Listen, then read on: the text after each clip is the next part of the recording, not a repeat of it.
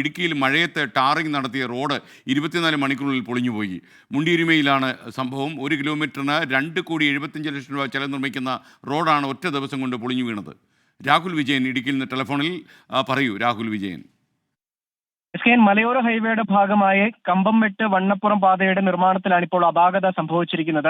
1 kilometre റോഡിന് 2,75,00,000 രൂപ ചെലവിൽ നിർമ്മിക്കുന്ന റോഡാണ് മഴയത്ത് ടാർ ചെയ്തത്. മഴയത്ത് ടാർ ചെയ്യുന്നതിന് ഇപ്പോഴത്തെ സാങ്കേതിക വിദ്യ ഉപയോഗിച്ചാൽ വലിയ കുഴപ്പമൊന്നുമില്ല. പക്ഷെ ആ സാങ്കേതിക വിദ്യയിൽ നിർമ്മിച്ച റോഡാണെങ്കിൽ പോലും 24 മണിക്കൂറിനുള്ളിൽ പൊളിഞ്ഞിരിക്കുന്നു എന്നുള്ളതാണ് ഇവിടുത്തെ ഏറ്റവും പ്രധാനപ്പെട്ട കാര്യം. നമ്മൾ ഈ നാട്ടുകാർ പറയുന്നത് അപ്പമൊക്കെ ചുട്ടതിന് ശേഷം മറിച്ചിടുന്നത് പോലെ ഈ റോഡ് ഇങ്ങനെ പൊളിഞ്ഞു വരികയാണ് എന്നുള്ളതാണ് നാട്ടുകാർ പറയുന്നത്. മാത്രമല്ല ദൃശ്യങ്ങളിൽ നിന്ന് തന്നെ അത് കൃത്യവും വ്യക്തവുമാണ്. BMBC നിലവാരത്തിലാണ് റോഡിന്റെ നിർമ്മാണം.